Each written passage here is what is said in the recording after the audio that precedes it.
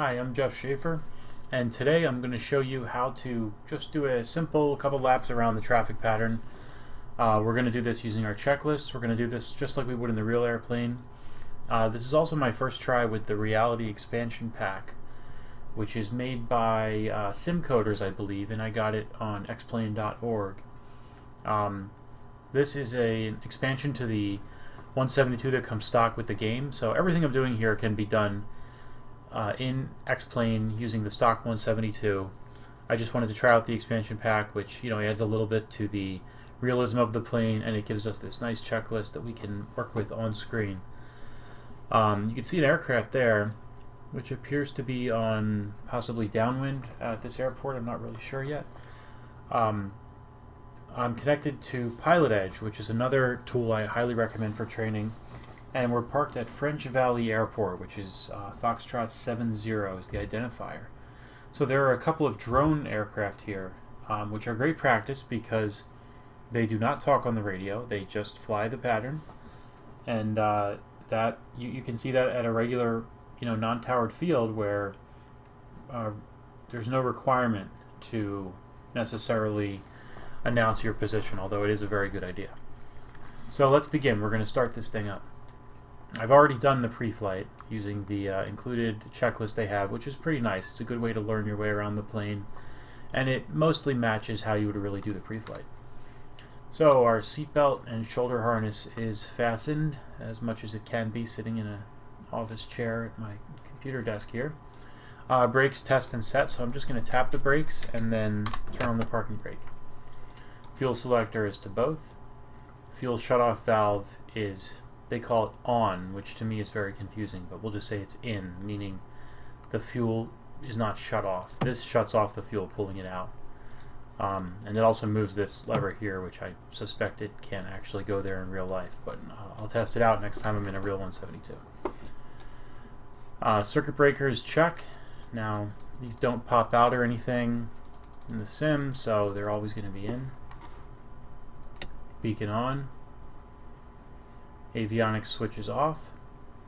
Master switch on. Throttle open 1/4 of an inch. Mixture to idle cutoff. If engine cold, and the engine is cold, the temperature out here, I'm thinking, oh, here it is, it's 55 degrees. So we'll give it a little bit of a prime. Why not? Fuel pump on. And we're looking at the fuel flow here when we enrich the mixture. So we'll zoom in just a little so you can see it better. We're looking up here. And we want to see it rise. And you can see it rise there when I push it in. So we'll take it back out. There we go. Keep it out. Fuel pump off again. And that primes the engine. Alright, propeller area clear. So we're going to look up here. Propeller area is clear. We normally open the window, which we can't open. We can open the door and yell, clear prop. And there's a little indicator up here telling me I flooded the engine, apparently. So, it's nice they're telling us that. Real airplane doesn't tell you that, but that's okay. So since we know it's flooded, we'll do a flooded engine start, which is full power and mixture full lean. Here we go.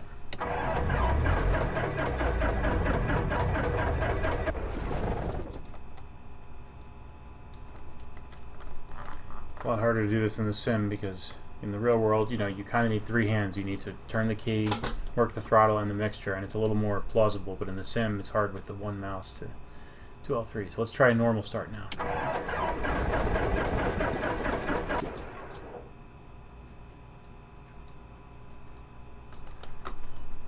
So they're saying it's still flooded. Let's try it again.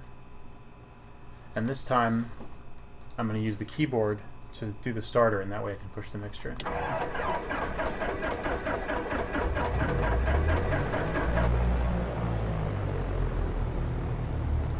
Not bad. That's pretty interesting. I like that.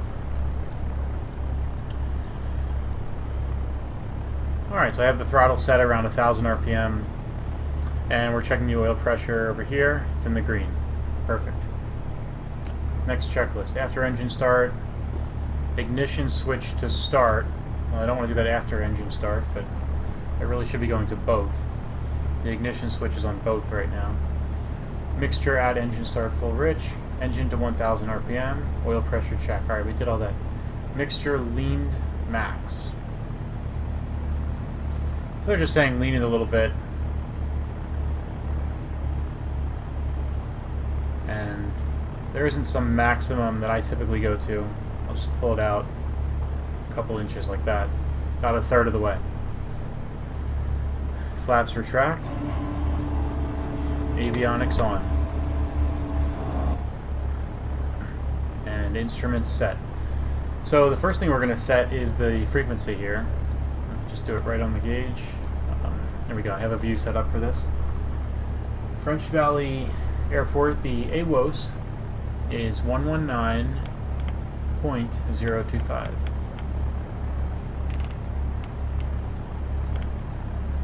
Murrieta. There's the French AWOS Valley information. Lima. 1700 Zulu weather. Wind calm. Visibility more than 10. Sky clear. Temperature 12. Dew point -6. Altimeter 3014. Arriving runway 36. Departing runway 36. Advise on initial contact. You have Lima. Okay, so they're recommending runway 36, and they always throw in advise on initial contact, even though at an AWOS you would never see that. Murrieta, French Valley Information Lima. 1700 Zulu weather. Wind calm. Visibility more. Okay, 122.8, that's the CTAF frequency. Now I have the sectional chart open on another screen here, and I'm seeing there's a right pattern for runway 36. So we're going to have a runway 18, which is a left pattern, and a runway 36, which is a right pattern. Let's take a look outside the plane here. We were facing to the east. So if that's east, this is north. This is where runway 36 will go. You can actually see the runway here is in front of us. So if you're on runway 36, you're going to make a right, come around the pattern. And if you're on runway 18 heading south, you're going to make a left. So we're always going to be on downwind over here and never over here. I like the sounds out there. It definitely sounds better than the stock 172, which sounds pretty good by itself. So that's saying something.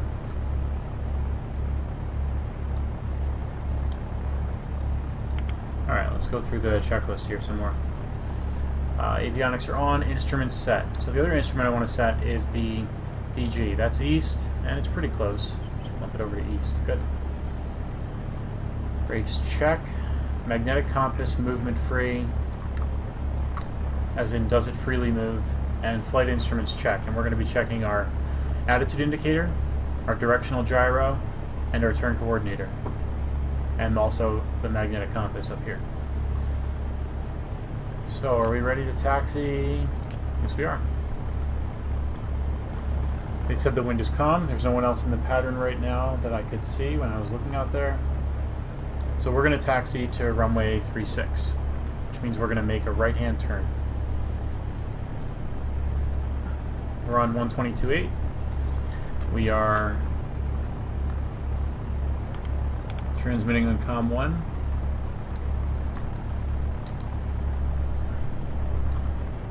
And we're going to say French Valley traffic, Cessna 811 Juliet Sierra is taxiing from the parking to runway 36 French Valley. Alright, let's put away our checklist for now. Add a little power. Looking left. And looking right. And you saw my problem there. Looking to the side is that the top of the window frame is in my way, and that's a problem I have in the real 172. I'm a relatively tall person. Even with my seat all the way down at the bottom, I still have to duck my head just a little bit to be able to see out of there. So we're just verifying we are heading south, so we are taxiing the correct direction to get to the runway runway 36, which is facing to the north.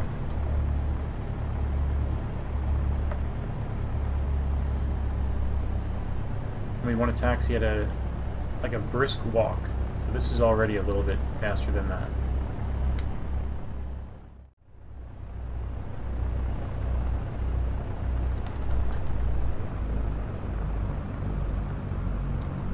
Okay, we're arriving at the run-up area.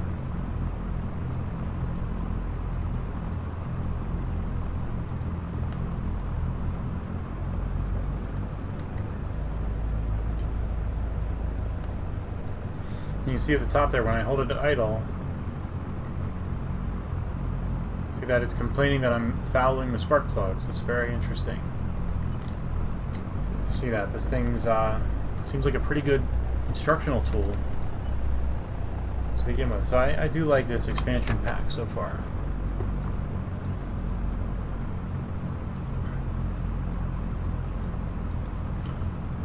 So where were we? We did all that. I did verify these instruments, but you know, I did it mentally without thinking about it, so I'm going to do it again right now so you can see what that looks like. So watch as we turn. See the compass is freely moving there? And see the DG is turning to the left. This is showing a turn to the left, the ball is swinging to the right to the outside, and the attitude indicator is staying perfectly level. This is what you want to see. This shows that all these gyros are working properly and that the compass is not like stuck or something, jammed up. It doesn't use a gyro, it's just floating in there.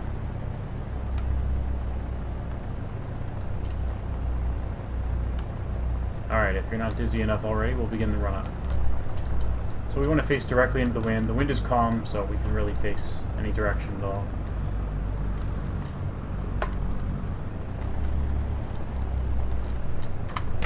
Brake set. Okay, parking brake set. Flight controls free and correct. I'm going to put the yokes back in for that. Left, right. And when you check, you want to look out the window at the aileron. When I go left on the yoke, see if I can put the camera in the right spot here. I'm going to go left on the yoke, and you're going to see the aileron here go up. So the direction you turn is the direction it should go up. See, so left side, up. Go to the right, it should go down. Good. We're going up to the right, and up, to the left and down. And we can see the tail back there. We're going to pull back, goes up, push forward, goes down. And the rudder you can test real quick. You see left, and right you can't really see, but it goes right. And why are we checking those things? Well, this plane may have just been in the shop, and maybe they were working on the control cables, and it's not impossible that they put them back on backwards, which would be very, very difficult to handle in the air. Much better to just find out now on the ground that there's something wrong in the direction. We also want to make sure they're just free. You know, we could have left the control lock in, which on most yokes in a Cessna goes in a little hole right here. It goes down the middle through this, and then through the yoke, the shaft itself, and keeps it totally immobile. And if you take off with that, you just won't be able to control the plane at all. Alright, flight instruments set. Let's verify that our compass is set to match our DG. And it's pretty close, but it's not quite there. It's about 080. Put it right on 080.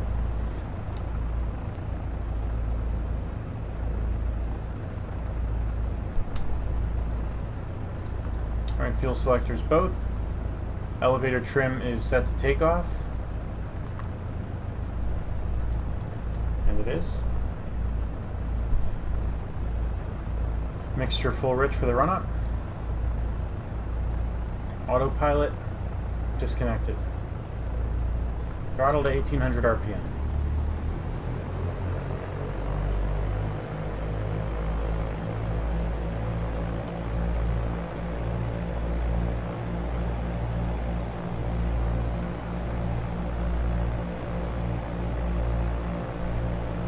Okay, ammeter check. Right here. We are not showing a discharge You can see it's right on the 0. Alternator is on, so that's fine. Engine instruments check, so oil pressure is in the green. Oil temperature is in the green, it's just getting warmed up. Vacuum, they're going to have as another item. That's the next one. Suction, check. There it is in the green. Magneto's check. So we're going to watch the tachometer here, the RPM, and we want to see a drop of no more than 125 when I go to each individual magneto, and a drop of a difference, that is, of no more than 50 between them. So we go to this left one, and we drop from 1800 RPM to about 1700 RPM. Back to both, back to 1800 RPM. 1, 2, we're on the right one. And it's also about 1700, maybe a hair higher, definitely not 50 RPM off. So that's good. And then idle check. So I'm going to pull the throttle to idle, and we want to verify that the engine still runs at idle.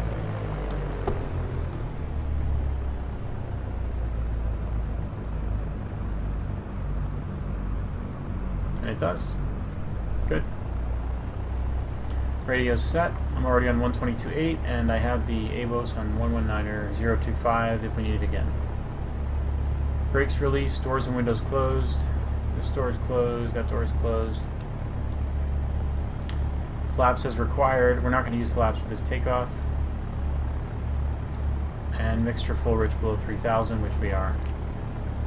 Takeoff check is going to be lights on as required, so we're going to turn our landing light. We have our nav on. Might as well use strobe, why not? Be a little more visible. Transponders on, it's in altitude mode. Squawking 1200.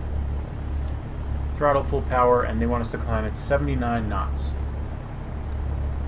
So let's go. First things first, I'm looking up the taxiway. Doesn't look like anyone's coming.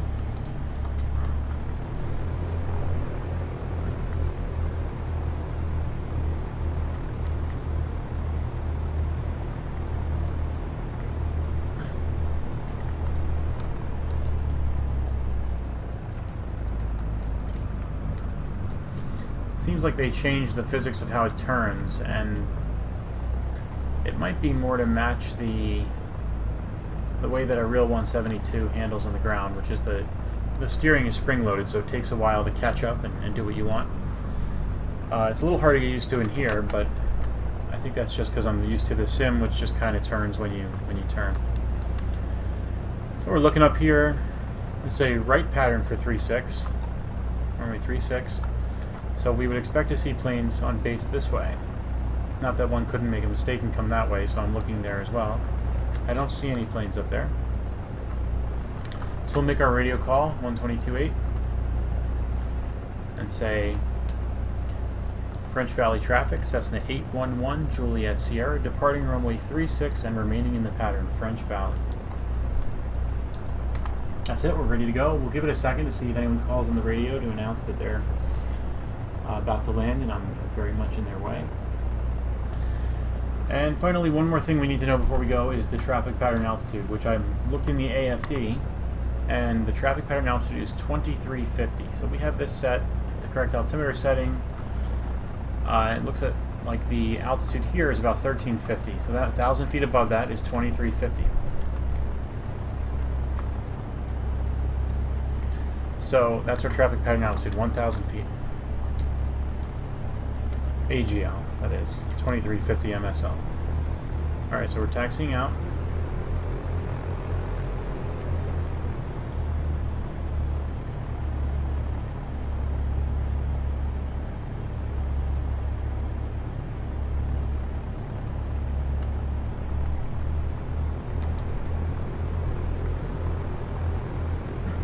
Coming over to the center line and applying full power.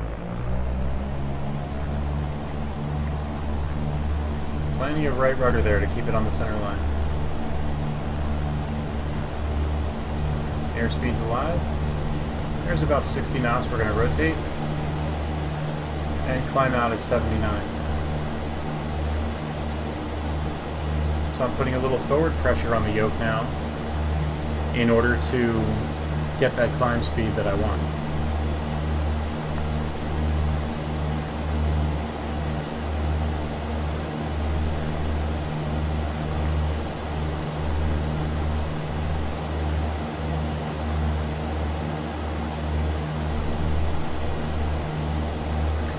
staying over the runway, mostly using visual cues in front of me. And I estimate that I've crossed over the threshold by now, so I'm ready to turn crosswind whenever. I also could have done this before, is put the heading bug on 360 to help me out as an aid to the direction. It's a little harder in the sim to see where the runway is in relation to you.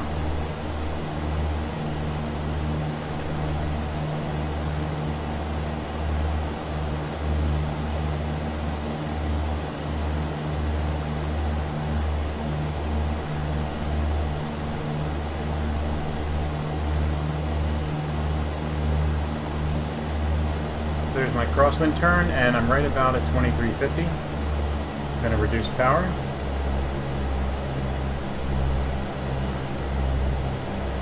And make my turn to downwind. French Valley traffic, Cessna 811 Juliet Sierra, turning right downwind runway 36 French Valley.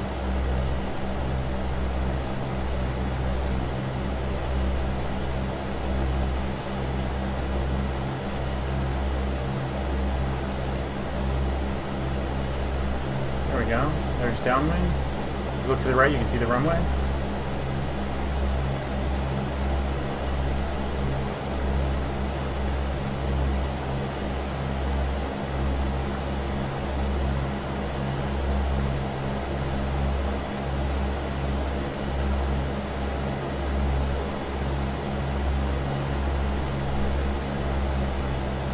And reducing power just a little bit more, so that we're in a good position when we come up beam the numbers.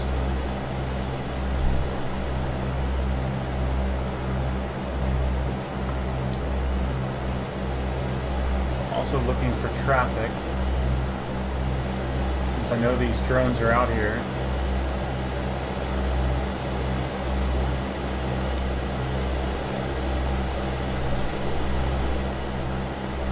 Alright, we're abeam the numbers.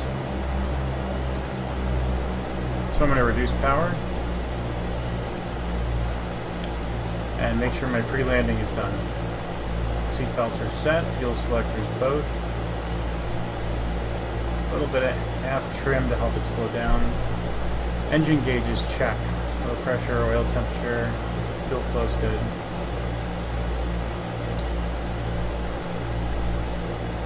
We're inside the white arc. I'm just going to add a little first notch flaps.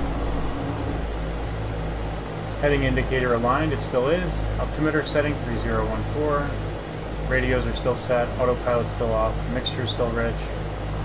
Flaps and approach between 65 and 70. We're going to turn base. French Valley traffic, Cessna 811 Juliet Sierra, left base for runway 36. Sorry, right base for runway 36, French Valley. It's a common mistake. I'm used to left traffic all the time, so it's easy for me to get used to saying left, but just a simple correction. There's the runway. I'm going to add my second notch of flaps and make my turn. And I feel like I'm a little bit low, but I'm also a little bit fast, so I'm going to let the nose come up and trade some of that speed for a little bit of altitude. There you go, I can see I'm just a little bit low still, so I'm going to add a tiny bit more power and extend my turn a little more to the right so I can get back on the extended center line.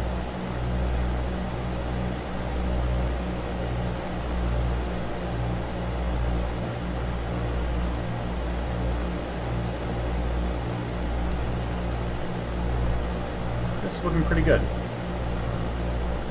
I'm at my second notch of flaps. Airspeed's fine.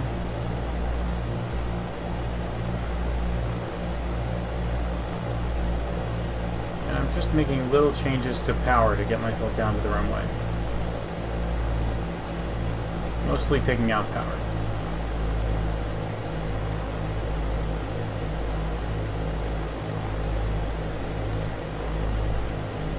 Now I know I'm going to reach the runway, so I'm going to add in my last notch of flaps. Now we have full flaps, and you saw the nose come up there, and I had to fight it by adding a little bit of forward pressure on the yoke to pitch down when that happened. And that's what's going to happen. More lift on the wing, the nose wants to come up. You got to be prepared for it. Alright, reducing power to almost idle. And pitching up as we slow down. We're not on the ground yet. There we go. The mains touch first, then the nose wheel. And we're going to make this a touch and go. So I'm going to take the flaps out and apply full power. And expect to need some right rudder there. I needed plenty of right rudder. When you add all that torque in, all that P factor, the engine really wants to pull you to the left.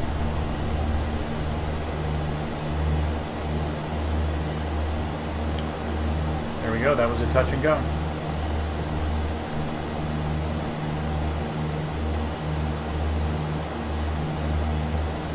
Climbing out at 79 knots.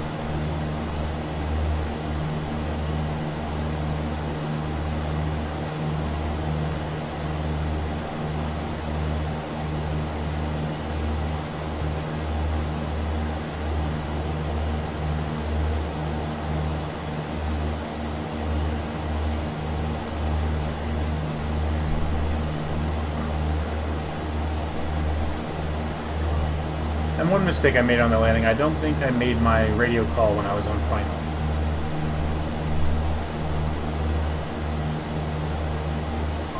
That is something you should be doing. There's no requirement to do it, but it really adds to safety to always self-announce and make people aware of where you are, while not congesting the radio up too much.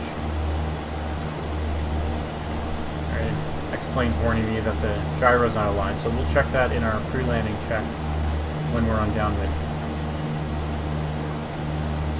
French Valley traffic, Cessna 811 Juliet Sierra is turning right crosswind runway 36 French Valley. Do a couple things at once there, talking on the radio, leveling out for my turn, and leveling out at my altitude. Sometimes your hands are full. Let's turn downwind. French Valley traffic, Cessna 811 Juliet Sierra, turning right downwind runway 36 French Valley.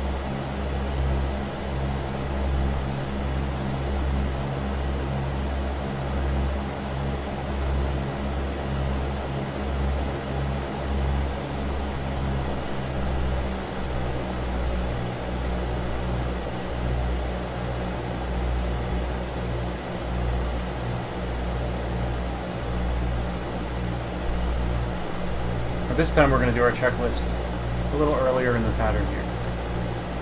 Before landing, seatbelts adjust, fuel selector to both, and I'm checking these. I just checked this, but I'm checking it again every single time. That's part of the procedure, and that's part of the professionalism that'll keep you alive. Adding a touch of power. Okay, engine gauges check. Heading indicator aligned.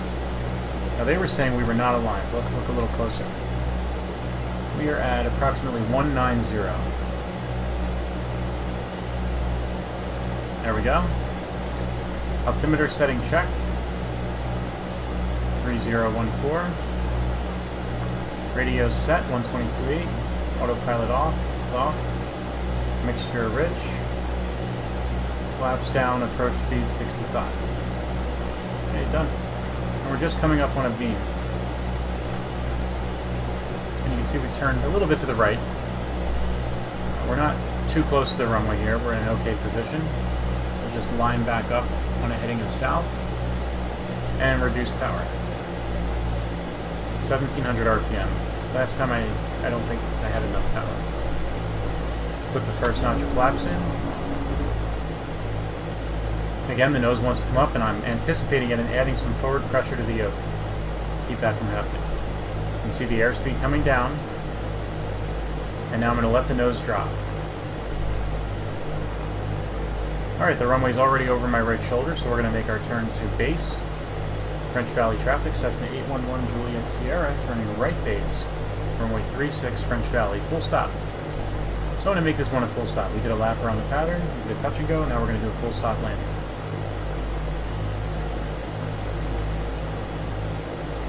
Alright, add a notch of flaps and look at my right to the runway. Not only checking when to turn, but also if I'm too high or too low. And I think I'm pretty good here as far as altitude. Turning final.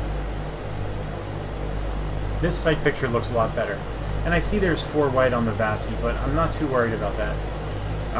We're VFR, I'm a lot more worried about the sight picture of the runway. The VASI is really useful at night or when you're farther out. But in a small aircraft, I like to have a little extra altitude to trade in case my engine were to die, since I only have one of them. French Valley traffic, Cessna 811 Juliet Sierra, short final, runway 36, French Valley, full stop.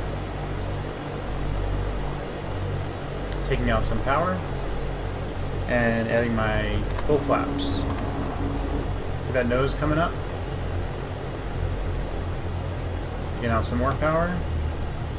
There's full idle, but I'm going to add just a touch of power back in. I like to land with just a little bit.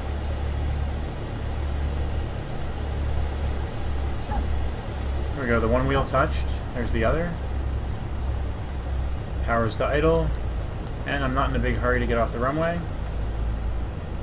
I'm going to let it roll past that taxiway instead of slamming on the brakes and burning them up.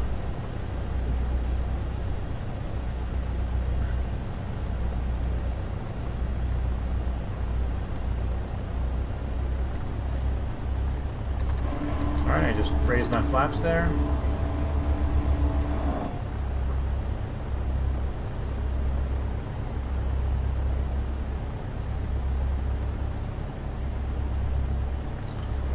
And I look for this nice taxiway leadoff line. Guide me off the runway.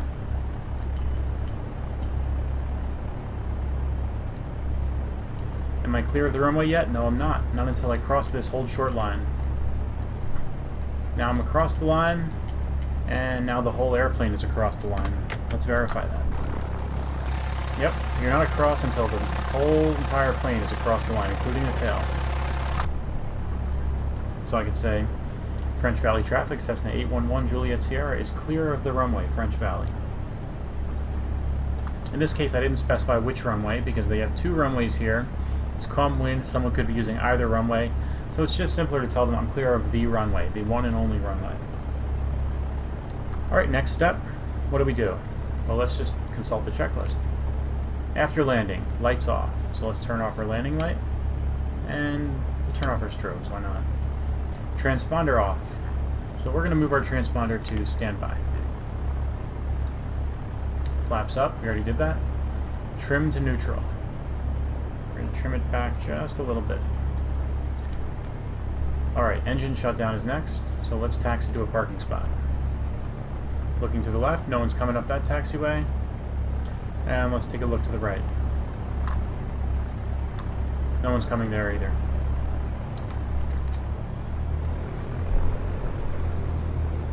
I'm not going to try to get back to the same spot. We'll just take any old spot.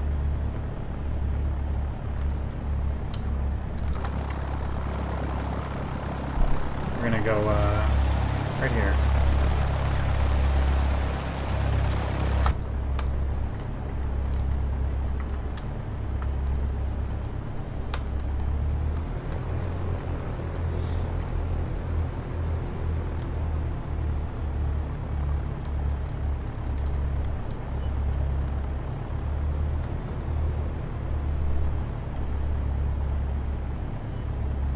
Alright, I don't think that's perfect, but should be close. Let's take a look. No, a little bit slanted and I wasn't quite there. There's something of a sport to that challenge, getting right on the line in a real airplane, and I think it's even a little harder here in the sim. So let's do the shutdown checklist. Engine shutdown, throttle to idle. Mags ground check. So what we're going to do there is to check that the mags are not grounded. Is we're going to turn this all the way off and then back on, and you should hear the engine stop, but then you turn it back on quickly enough that it continues to run, and that's just verifying that one of the magnetos isn't grounded and stuck on. So there's right, and then off, on. Did you hear it shut down momentarily? That means it passed the mag grounded check, and the mags are not grounded. Okay, back to 1000 RPM. Avionics off. Mixture cut off. Oh, there we go. Issue with the mouse there. And pro tip, don't jump the gun and try to turn off the ignition switch before the engine has stopped running when you pull the mixture out. So master switch off, alternator off, ignition switch off. There we go. The mouse got stuck there. Ignition key glare shield. I'd be interested to see if they simulate that, because that is a very important thing in a real airplane. I teach that to my students. I won't touch the propeller unless I can see the key here or I have it in my hand. Okay, great. Well, that's it. I'm Jeff Schaefer. Thanks a lot for watching.